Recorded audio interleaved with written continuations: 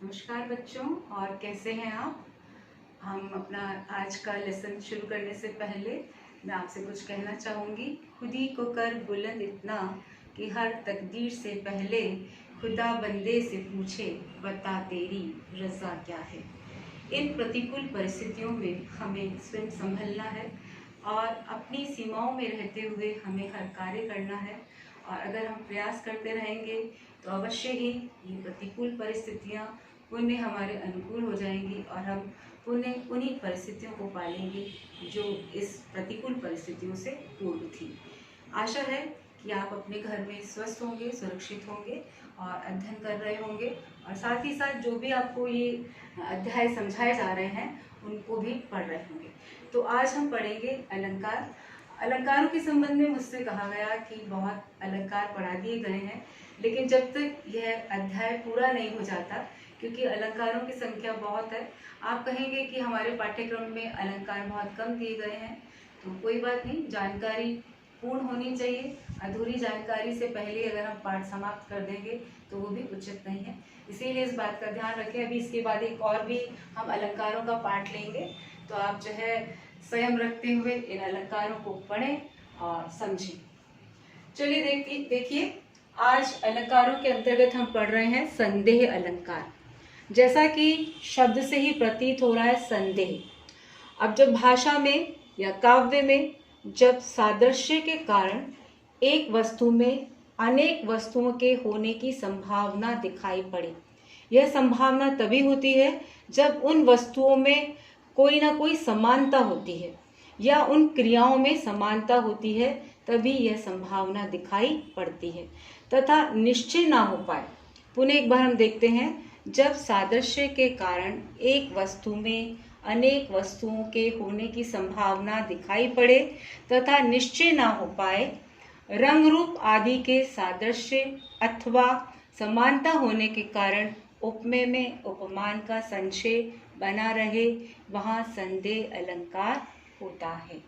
चलिए अब इस परिभाषा को हम उदाहरण के माध्यम से समझेंगे, जिससे यह परिभाषा भी स्पष्ट हो जाएगी। देखिए पहला उदाहरण, ये है सरस ओस की बूंदे या मंजिल मोती। देखिए इस काव्य को पढ़कर जो है संदेह अलंकार का आभास होता है कि यह ओस की बूंदें हैं, सुंदर ओस की बूंदें हैं, यह सुंदर मोती के रूप में बिछी हुई हैं। तो यहाँ पे भी संदेह यानी कि मोती की बूंदें, मोती और बूंदें, जल की जो ओस की बूंदें हैं, दोनों में समानता है और इस समानता के कारण जो है इसमें जो है संभावना संदेह दिखाई देता है कि बूंदें हैं अथवा मोती है। दूसरा उदाहरण देखिए, आहा बाण थे वे या भयंकर पक्षधारी व्याल थे।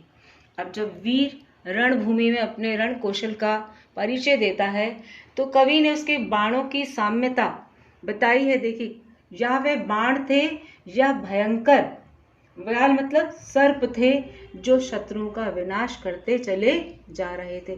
जिस प्रकार से व्याल अर्थात सर्प शत्रुओं का विनाश करता है, उसी प्रकार से वह बाण भी निरंतर गतिमान होते हुए वीरों मतलब जो युद्ध भूमि में जो अन्य पक्ष के जो वीर थे या शत्रु थे, उनका जो है संहार कर रहे थे।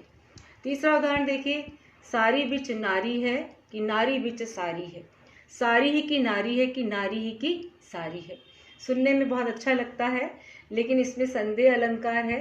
कवि जब नारी को साड़ी पहने हुए देखता है तो उसमें जो है उसे भ्रम उत्पन्न होता है कि साड़ी के मध्य में नारी है या नारी के मध्य में साड़ी है, तो यहाँ भी संदेह अलंकार स्पष्ट होता है। चौथा उदाहरण देखिए, लक्ष्मण क्या कहते हैं, कहूँ मानवी यदि मैं तुमको तो ऐसा संकोच कहाँ, कहूँ दानवी तो उसमें है यह लावण्य की लोच कहाँ। देखिए ये साकेत महाकाव्य से लिया गया है। तो इसमें बताया गया है कि लक्ष्मण जो है जब उनके समक्ष शूर्पणखा आती है तब वह अपना प्रस्ताव उनके समक्ष रखती है और तब वह इस पंक्ति को उनके सामने बोलते हैं। तो लक्ष्मण के मन में भी उनके प्रति संदेह उत्पन्न होता है। वह कहते हैं, मानवी कहूँ तुम्हें दानवी कहूँ अथवा वन देवी कहूँ, इसमें भी संदेह और संशय प्रकट होता है। अर्थात जब सादृश्य समानता के कारण एक वस्तु में अनेक वस्तुओं के होने की संभावना दिखाई दे और यह निश्चय न हो पाए, तब रंग रूप आदि के सादृश्य अथवा समानता होने के कारण उपमेय में उपमान का संशय बना रहता है, वहाँ संदेह अलंकार होता है। चलिए दूसरा अलंकार लेते हैं, भ्रांतिमान। दोनों में समानता दिखाई देती है, संदेह और भ्रांति में फिर भी कुछ अंतर है। भ्रांतिमान अलंकार की परिभाषा देखिए, जब किसी वस्तु को देखकर वैसी ही किसी अन्य वस्तु का भ्रम हो तो वहाँ भ्रांतिमान अलंकार होता है। जब सादृश्य के कारण उपमेय में उपमान का भ्रम हो जाता है तथा उपमेय को ही उपमान समझ लिया जाता है, तब वहाँ भ्रांतिमान अलंकार होता है। देखिए उदाहरण के माध्यम से इस परिभाषा को समझते हैं। नाक का मोती अधर की कांति से, बीज दाड़िम का समझकर भ्रांति से, देखकर सहसा हुआ शुकमोन, सोचता है अन्य शुक है यह कौन। देखिए पिंजरे में बंद जो तोता है वह नायिका के नाक में जड़े हुआ जो मोती है और वह मोती उसके अधरों की कांति के कारण जो है लाल दाड़िम के बीच सा दिखाई देता है। तब वह जो तोता है वह सोचता है कि अन्य कौन सा तोता है जिसके मुख में यह दाड़िम अर्थात अनार का बीज है। तो वहाँ उसके मन में जो है समानता देखकर जो है एक भ्रांति उत्पन्न होती है। दूसरा उदाहरण देखिए, जानी श्याम घन नाची उठे वन मोर। श्याम को देखकर मोर के मन में विचार आया कि ये श्याम है अथवा जो है काले बादल हैं और वह नाच उठते हैं। इस प्रकार से भ्रांति जब उत्पन्न होती है, जब किसी वस्तु को देखकर वैसी ही अन्य वस्तु का भ्रम हो जाता है, वहाँ पर भ्रांतिमान अलंकार होता है। और जब सादृश्य के कारण उपमेय में उपमान का भ्रम हो या उपमेय को उपमान ही समझ लिया जाए, वहाँ पर भ्रांतिमान अलंकार होता है। चलिए अब संदेह अलंकार और भ्रांतिमान अलंकार के मध्य अंतर देखते हैं कि देखिए अंतर, जहाँ समानता के कारण अनिश्चय की स्थिति बनी रहती है वहाँ संदेह अलंकार होता है।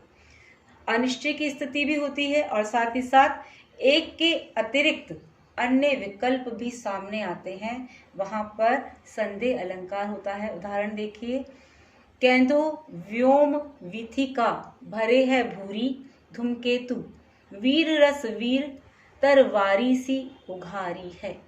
इसमें बताया गया है कि हनुमान की जो जलती हुई पूंछ को देखकर लोग ये समझते हैं कि आकाश मार्ग में अनेक धूमकेतु आ रहे हैं तथा वीर रस रूपी जो वीर है उसने अपनी मयान से तलवार निकाल ली है और इस प्रकार उसकी चमक जो है आकाश में दिखाई देती है।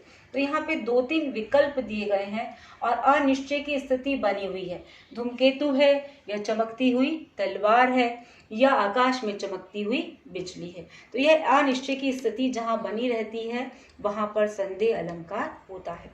देखिए भ्रांतिमान अलंकार में समानता के कारण एक वस्तु में दूसरी वस्तु का भ्रम हो जाता है। जब हमने ऊपर उदाहरण देखा कि किस तरह से नायिका के कान में जो मोती जड़ा हुआ है और नाक में जो मोती जड़ा हुआ है और वह अधरों की कांति से लाल रंग का दिखाई देता है, बीज दाड़िम की तरह दिखाई देता है।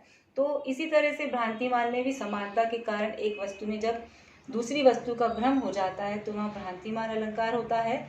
उदाहरण देखिए, चंद के भरम होत मोड़ है कुमुदनी, यानी कि चंद है या हरि का मुख है, उसी के भ्रम में जो है कुमुदनी अथवा नायिका जो है उसके भ्रम में रहती है कि चांद निकल आया या हरि स्वयं जो है दिखाई दे रहे हैं। तो यहाँ निरंतर भ्रम जो है बना रहता है, वहाँ पर भ्रांतिमान अलंकार होता है। इस प्रकार से आज हमने देखा संदेह अलंकार और भ्रांतिमान अलंकार।